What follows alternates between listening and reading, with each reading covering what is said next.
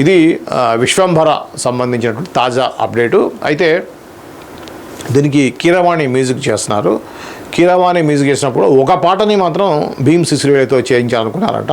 So ఇది కొంత ఇప్పుడు కీరవాణి అభిమానులు కొంత ఇబ్బంది పడే పరిస్థితి ఉంటుంది. ఎందుకంటే సినిమా సోలోగా చేసేటప్పుడు ఒక పాటని చేయించడం ఏంటి అనేది, అంటే ఆ టైప్ ఆఫ్ పాటని కీరవాణి గారు చేయలేరా అనేటువంటి ఆలోచన కూడా కామన్ జనం అనుకొని కొంత కీరవాణికి నెగిటివ్ ఇంపాక్ట్ అయితే చూపించే అవకాశం ఉంది.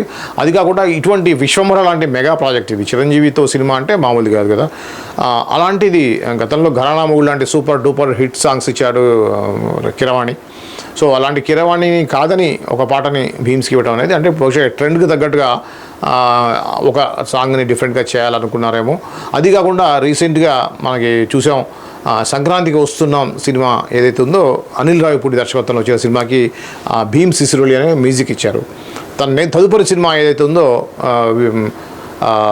చిరంజీవి అనిల్ రావిపూడి సినిమాకు కూడా భీమ్స్ సిసిరోలియా చేస్తున్నారు. ఆ క్రమంలో ఆ మ్యూజిక్ సెట్టింగ్స్లో బహుశా చిరంజీవి గారికి అనిపించి ఉండొచ్చు, ఇతనితోటి విశ్వంభరలో కూడా ఒక సాంగ్ చేయించాలన్న ఆలోచన ఖచ్చితంగా చిరంజీవి గారికి వచ్చి ఉంటుందని చెప్పేసి నేను అనుకుంటున్నాను. ఎందుకంటే ఆ యొక్క షూటింగ్ జరుగుతుంది ఇప్పుడు, ఆల్రెడీ శరవేగంగా జరుగుతూ ఉంది. సాంగ్స్ కూడా నయనతార చిరంజీవితోటి ఆల్రెడీ మనకి నిన్ననే మనం వార్త విన్నాం, కొంత షూటింగ్ ఒక ఏరియాలో చేస్తున్నారని చెప్పేసి.